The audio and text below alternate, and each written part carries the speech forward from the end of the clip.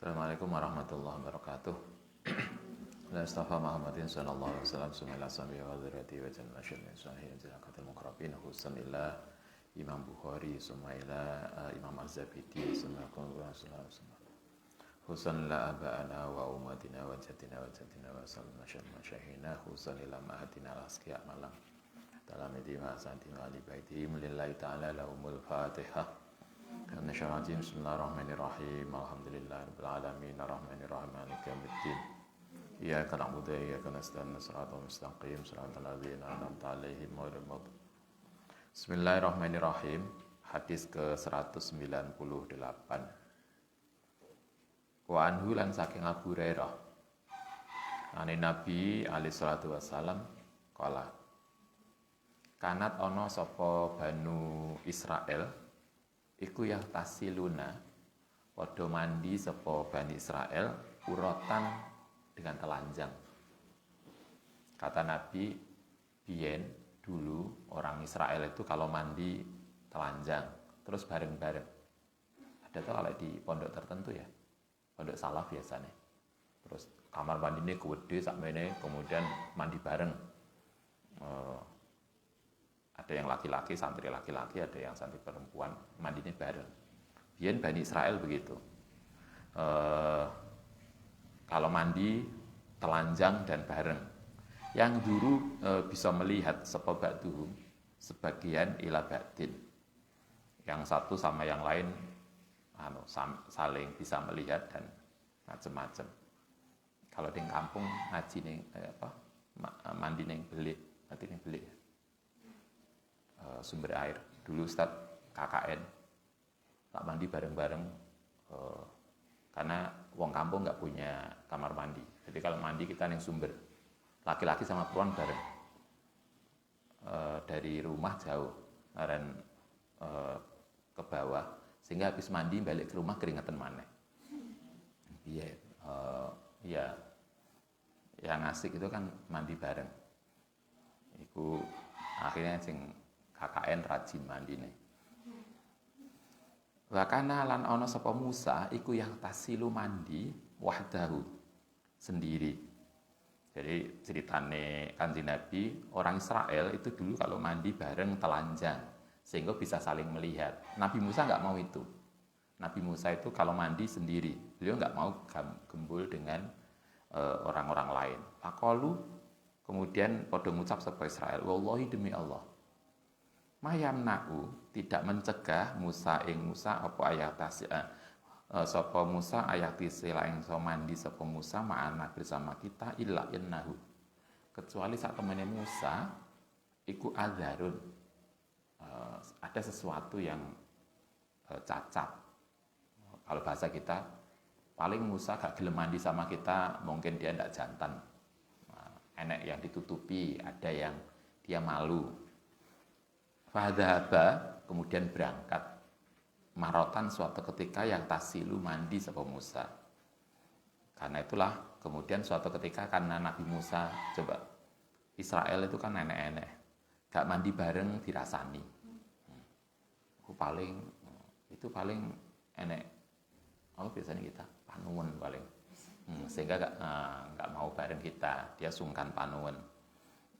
Nabi Musa begitu. Karena itulah karena dirasani kemudian suatu ketika Nabi Musa mandi bareng dengan mereka. Fadzaba maka berangkat sapa Musa marautan suatu ketika ya tasilu mandi. Fawa doa maka kemudian meletakkan sapa Musa saubahu ing pakaiane Musa fi ala hajarin ing atase batu. Kemudian Nabi Musa meletakkan pakaiannya di atas batu. Fafaro. Tapi kemudian lari apa al hajaru batu tadi bisa ubi kan nggawa pakaiannya Musa. Nabi Musa mau mandi di telaga sama Bani Israel, pakaiannya diletakkan di atas batu. Berarti Nabi Musa mandinya juga telanjang. Pakaiannya di atas batu. Alhamdulillah batunya itu langsung terbang nggawa bajunya. Kalau kita cerita apa itu? Yang mengintip bidadari itu. Siapa Joko Taruk. Itu Joko Taruk itu Jawa Madura. Iya Madura kan ada toh. Joko Terop atau apa. Kayak tiap daerah punya versi yang berbeda. Ini versi Israel. Pelakunya Nabi Musa. Digowo bajunya. Kalau Joko Tarub, bajunya yang disimpan. Kalau Nabi Musa, bajunya Nabi Musa itu batu yang di tempat tadi ternyata terbang. Bawa bajunya Musa.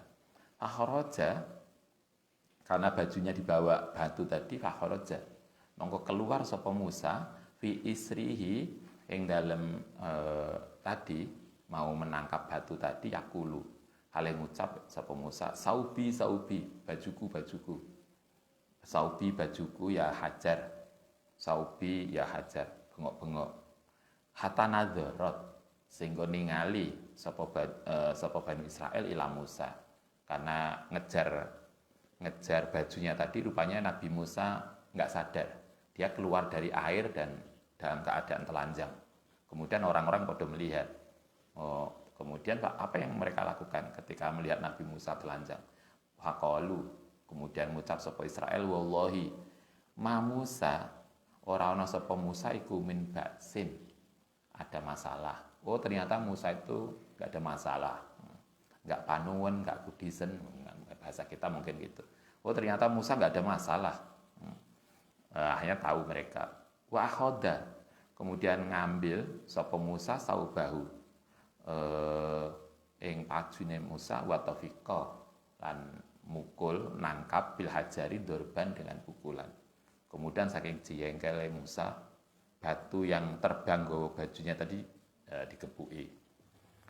Kala ngendika sapa Abu Hurairah, wallahi demi Allah sedune kelakuan iku lanadzabun, yakti mukuli sapa Musa bil hajari kelawan batu sitatun apa sabatan 6 atau 7 kali. Dorban bil hajari, karena jengkelnya kemudian batu yang terbang bawa bajunya dikepuki oleh Musa. Tapi intinya ini cerita bagaimana orang dulu mandi. Ada kebiasaan mandi bareng zaman Nabi Musa, sehingga kemudian itu diceritakan kita, dan di masyarakat kita ada juga itu. Sehingga kalau kita dulu di kampung, kita ketika Ustadz KKN, biasanya orang nikah itu untuk tonggone. Kalau Anda ojo lah nikah untuk tonggone itu lah lebaran keasik. Kan cuma pindah rono. Kalau agak jauhan, misalnya bela untuk Malang kan ada toh.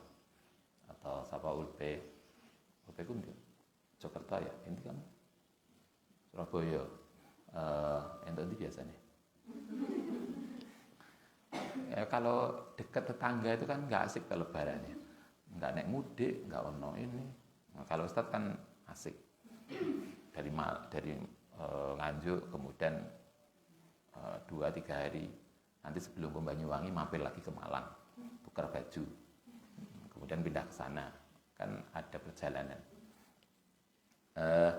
Ini kalau dulu di KKN nikah tonggone ketika apa Mas Pak Isa nikah sama Mbak itu ketemu belik, ketemunya di tempat mandi karena mandi ini bareng.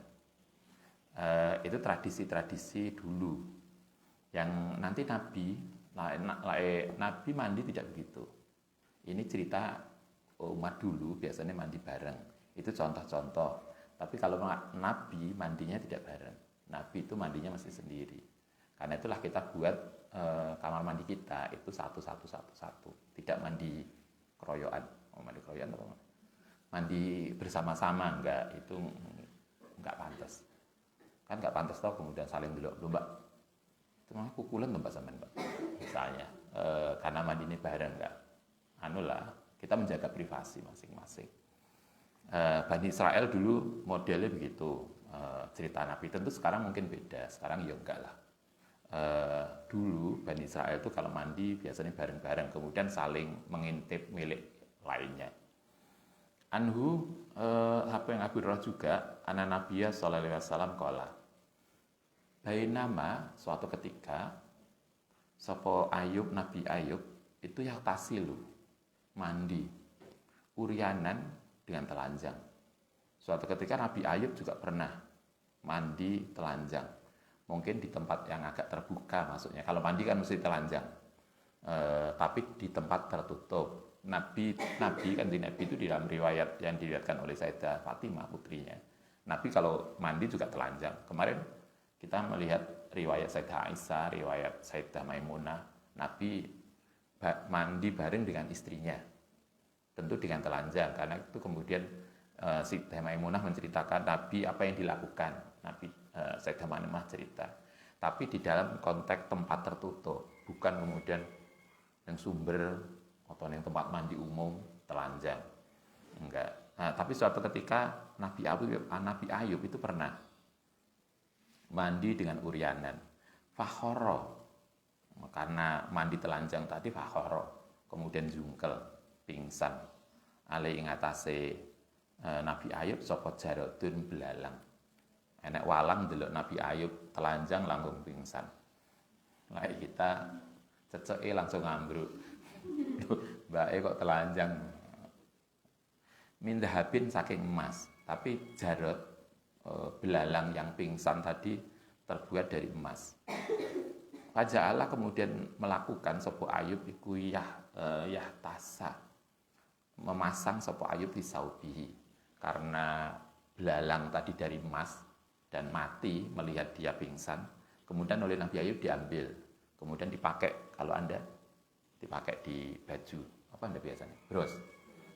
Jadi kalau bros Anda pakai pasang bros, itu berarti sunnah Nabi Ayub. Saya kan begitu toh. Rupanya Nabi Ayub begitu. Belalang yang dari emas tadi dipasang di bajunya, pakai pin, bros. Terus apalagi kalau biasanya perempuan yang brosnya wakai. Saya kira brosnya sini ada. Kadang kalau Ustaz keluar kota, pesannya di ASKI cuma satu. Ya, bros. Kecil aja ngerti bros. Sing jaluk apa? Sing digawe ngonekno apa itu? Konektor. Kalau Ustaz kan nggak ngerti. Ya, ketika Ustaz ke Mataram, pesan konektor yang terbuat dari mutiara. Iki opo kecil ya. Tapi lebih modis daripada ayai. Nabi Ayub juga begitu. Ketemu dengan belalang dari emas tadi, rupanya kemudian dipasang di bajunya. Karena dia memasang di bajunya, fanadahu, kemudian menegur, hu ing Ayub sapa rabbuhu. Kemudian Allah negur dia. Apa kata Allah? Ya Ayub, alam akun, ana ta ora ana sapa ingsun iku agniwutuka. Agnaituka telah membuat kaya sapa ingsun ka ing sira, amma saking barang. Taro yang melihat sapa sira. Ketika Nabi Ayub kesengsem dengan belalang dari emas tadi, kemudian dipasang di bajunya, dia ditegur oleh Allah. Allah mengatakan begini, Nabi Ayub, apa kurang sugih? Kok cik ngopeni belalang? Kan kamu sudah saya buat kaya, kenapa masih kemudian sibuk dengan belalang? Apa kamu kurang sugih? Kalau ada bahasa kita, apakah kamu kurang kaya? Sehingga kemudian masih masang belalang yang baju. Kala jawab sapa Nabi Ayub, bala, nggih, saya sudah kaya ya Allah wa izzatika demi kemuliaan Tuhan, tetapi ini lahina tidak membutuhkan sapa ingsun bika ingsun an barokatika saking berkah. Ya berkah Tuhan. Artinya kalau bahasa kita gini, Nabi Ayub, apa kamu kurang kaya kok masih ngopeni belalang tadi yang kecil? Padahal kamu kan sudah punya banyak kekayaan. Kalau bahasa dia, benar ya Allah, saya memang sudah kaya, tapi saya suka ini. Itu bahasa yang bagus banget.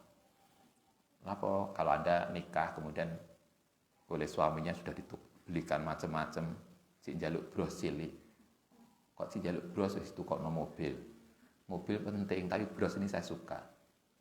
Jadi itu bahasa-bahasa yang luar biasa.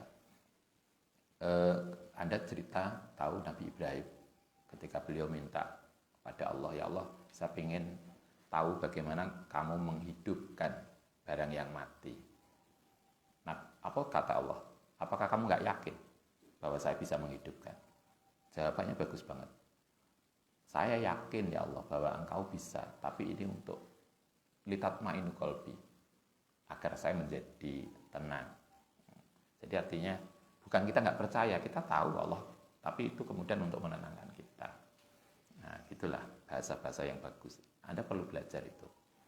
Dari bahasa yang enak, bahasa yang tidak menyinggung perasaan, dan bahasa yang kemudian membuat orang lain suka. Nabi Ayub mengatakan, benar saya sudah dibuat kaya, tapi saya senang dengan, walaupun ini kecil, tapi saya suka.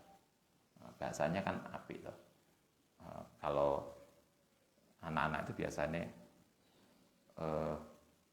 adik Aski dan adik Asa biasanya pinter ngomongnya. Ya, ayah nggak pengen ngejak aku jalan-jalan. Jadi nggak kok minta jalan-jalan. Dia bahasanya yang dipakai itu enak banget. Nah, Anda perlu belajar gitu. Kalau tanggalnya sudah agak ini, Anda nelpon Abai di rumah, masih ingat ya punya putranya di pondok.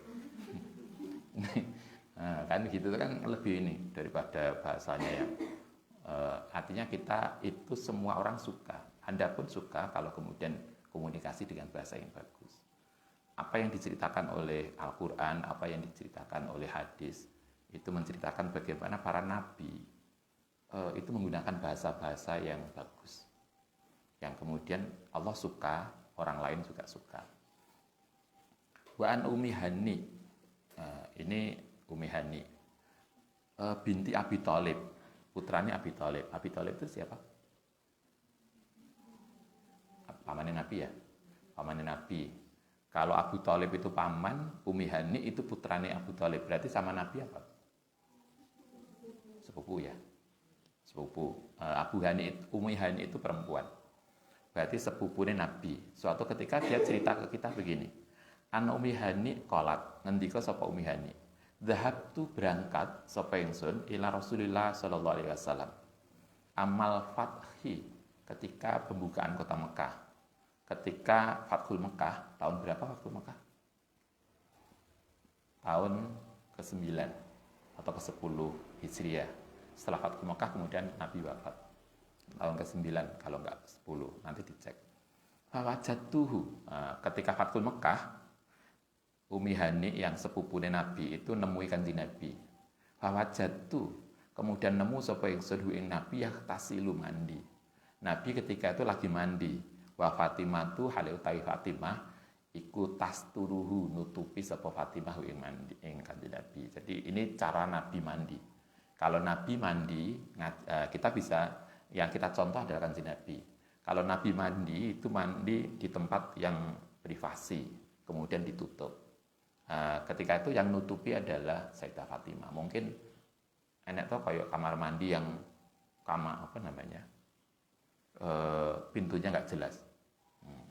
Kalau pintunya nggak, biasanya kamar mandi umum, sing pintunya jebol, kemudian nggak ketutup dengan baik, maka kita bisa gantian untuk saling menjaga, sehingga orang lain tidak langsung masuk. Ini Nabi kalau mandi di tempat privasi, di tempat sendiri, kemudian ada Sayyidah Fatimah yang menutupi, sehingga Nabi tidak pernah mandi kemudian bareng-bareng kayak Anda kalau kita mandi di tempat sendiri. Sehingga kemudian ada privasi yang kemudian tetap terjaga. Fawajatuhu yahtasilu, maka kemudian saya menemu Nabi yang tasilu halil mandi wa Fatimatu. Halil tai Fatimah iku tasturuhu menutupi sapa Fatimah ing Nabi. Faqala kemudian menjawab sapa Nabi, man hadhihi, siapa ini? Fakultu kemudian jawab sapa ingsun ana Ummu Hani. Nah, berarti satu ini mengajarkan kalau kita mandi hendaknya di tempat khusus, tempat kamar mandi dan di dalam keadaan tertutup. Anda boleh mandi telanjang tapi di dalam tempat tertutup, bukan di tempat umum. Kalau Anda mandi di tempat umum kayak di mana tempat umum itu? Pemandian. Silakan Anda menggunakan baju renang yang lebih rapi. Sehingga enggak koyo itu kalau ning barat cuma pakai CD karo kacamata. Enggak lah, pakai baju yang lebih rapi kalau di tempat umum, sehingga kemudian aurat kita tetap terjaga. Tapi kalau Anda mandi dengan melepas pakaian, silahkan mandi di tempat yang lebih privasi. Itu yang diajarkan Nabi. Mandinya enggak bareng-bareng kayak Bani Israel kemarin. Oke, itu satu yang kita bisa ambil pelajaran. Yang kedua adalah Kalau kita ketemu orang, kemudian ditanya, siapa Anda? Silahkan jawabannya menyebut nama. Jangan, siapa ini? Kula Ustaz. Loh, kula itu sapa? Kan kita nggak tahu namamu. Mungkin lupa, karena itu jangan menyebut saya. Anda masih ngaji Azkar dulu. Suatu ketika ada tamu, kemudian ketuk pintu Nabi. Kemudian Nabi dari dalam nanya, siapa? Saya. Nabi kemudian agak jengkel. Anak-anak, saya, siapa? Saya siapa? Karena itu kalau Anda WA juga ke dosen, ke teman, bilang, Assalamualaikum Ustadz, saya nama siapa?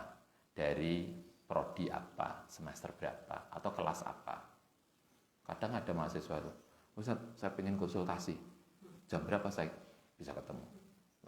Kita kan nggak tahu Anda itu siapa. Karena itu kadang Anda prodi S1, S2, atau S3. Anda ini siapa?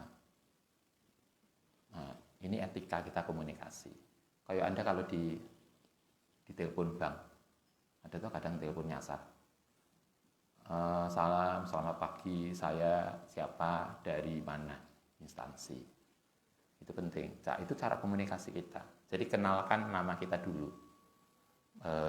Saya siapa, dari mana, dengan menggunakan sebut nama. Kita itu siapa, dari mana, baru kemudian kita menyampaikan apa keinginan kita, tujuan kita. Ini mengajarkan itu. Ketika Nabi di dalam kamar mandi, kemudian Ummu Hani nyari Nabi, Nabi tahu yang di luar ada yang nyari. Karena itulah Nabi dari dalam kamar mandi nanya, siapa? Karena beliau belum melihat. Dan Ummu Hani dari luar mengatakan, saya Ummu Hani. Itu komunikasi. Saya nama, nyebut nama. Jadi dan siapa nduk? Ini siapa? Kula Ustaz. Kula sapa? Nggih kula. Itu malah ra jelas. Ini cara kita komunikasi. Oke. An Abu Hurairah radhiyallahu anna Nabiyya sallallahu alaihi wasallam iku laqiyahu. Ketemu hu ing Nabi, hu ing Abu Hurairah fi ba'di tariqil Madinah. Ing dalem jalan Madinah. Wa halaitawi Abu Hurairah iku junubun. Suatu ketika Abu Hurairah itu lagi junub. Belum mandi. Kemudian keluar. Delalah di luar itu dia ketemu Nabi. Kala kemudian ngucap sapa Abu Hurairah, fastahan nastu. Kemudian merasa maka kemudian sembunyi sapa ingsun minu saking Nabi. Fadhahabtu, kemudian berangkat sapa ingsun fa'altasaltu. Kemudian mandi sapa ingsun sumajitu, kemudian datang sapa ingsun. Faqala, kemudian nanya sapa Nabi, aina kunta? Dari mana engkau ya Abu Hurairah? Kultu matur sapa ingsun, kuntu ana sapa ingsun iku junuban, junub. Fakarih tu. Kemudian tidak suka sapa ingsun an ujalisaka. Yen to duduk sapa ingsun ka ing tuan wa ana halutai ingsun iku ala ghairi taharatin, ing atase tidak suci. Kala kemudian ngendika sapa Nabi, subhanallah. Innal mu'mina, setune orang mukmin iku layan jusu, tidak najis. Hadis ini memberikan informasi pada kita bahwa kalau kita junub itu sesungguhnya tidak harus langsung mandi. Kalau Anda junub kemudian nikah, malamnya hubungan dengan suami atau dalam kondisi junub kemudian ke pasar, boleh nggak? Boleh, tapi tidak etis. Sehingga kalau kita junub sebelum keluar dari rumah itu bersih lah. Jangan junub di pasar, di mall, di kampus, terus wayai mandi, wayai sholat, ternyata belum mandi. Pulang lagi kayak kemarin Kanjeng Nabi. Nah, jadi kita junub keluar rumah, jalan-jalan itu boleh, tapi kurang pantas. Sehingga mandi dulu. Ini Abu Hurairah. Abu Hurairah suatu ketika junub, kemudian pas di jalan ketemu Nabi, dia merasa malu. Karena itulah kemudian begitu ketemu Nabi, dia sembunyi. Nabi tahu kalau ada Abu Hurairah, tapi kemudian Abu Hurairah berusaha untuk pergi. Kemudian dicari oleh Nabi. Tadi saya lihat kamu kemana kalau nggak ada? Kata Abu Hurairah, kanjeng Nabi saya junub, saya sungkan kalau ketemu Nabi, ketemu jenengan dalam keadaan tidak suci. Itu artinya itu etika. Etika, jadi kalau Anda junub, jangan keluar lah.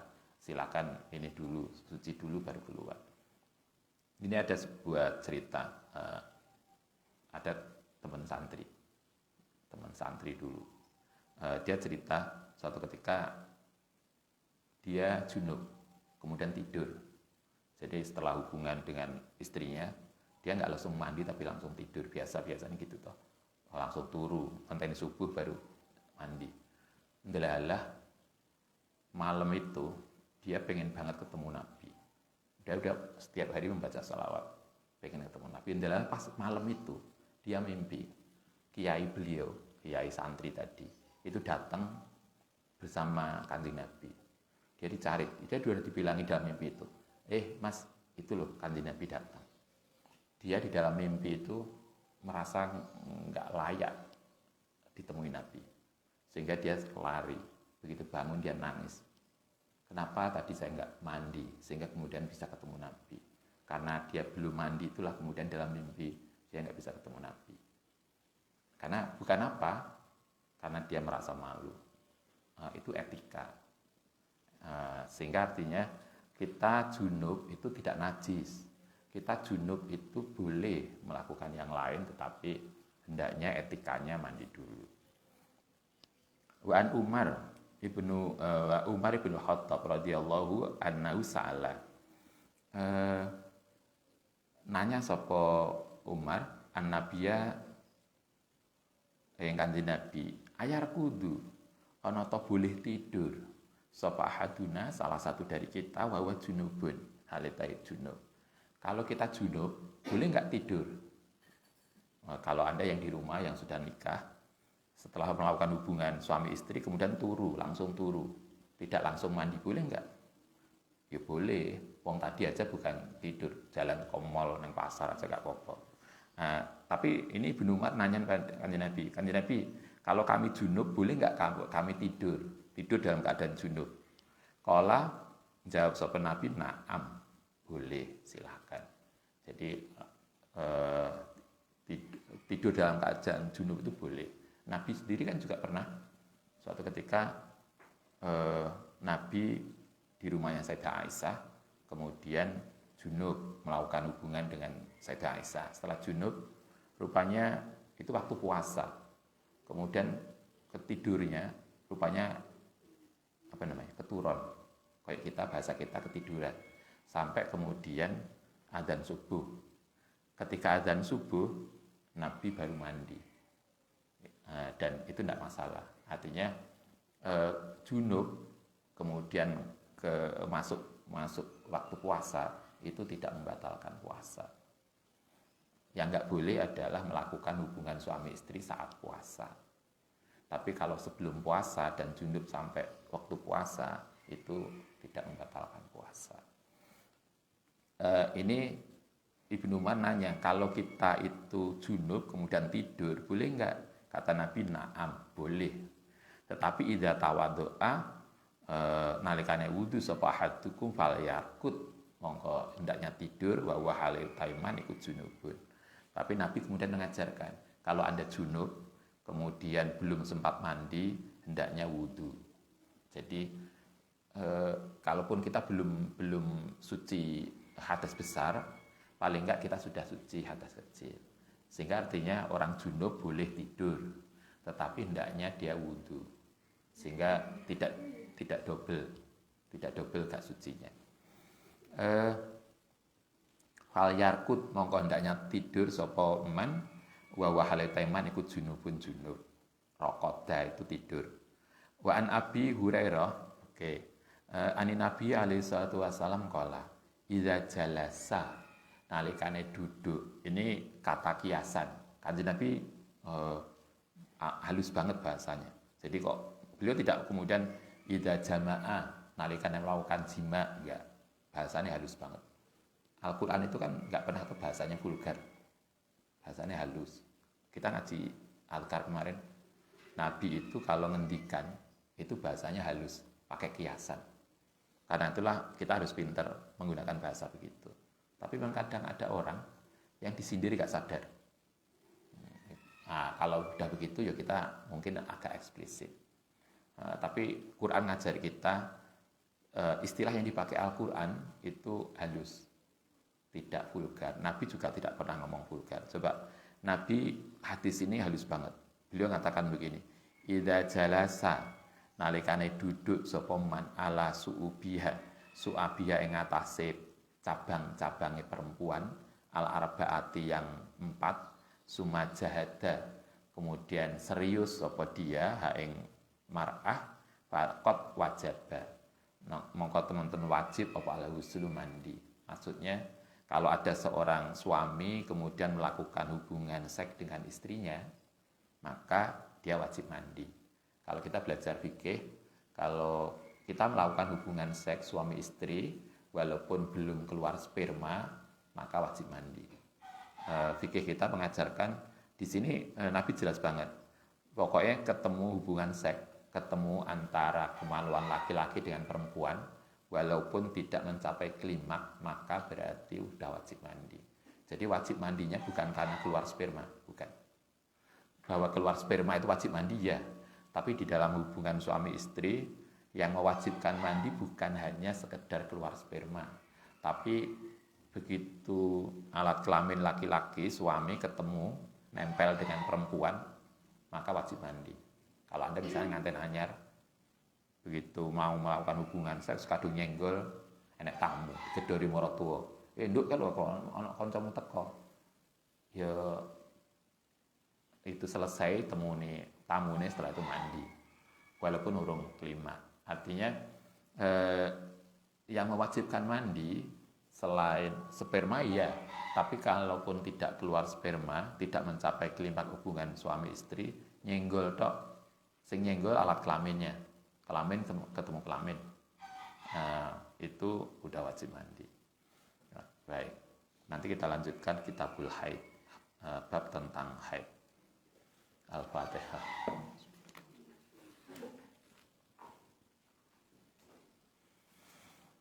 Rabbana fa'na bima lam tana rabbi 'allimna ladzi fa'na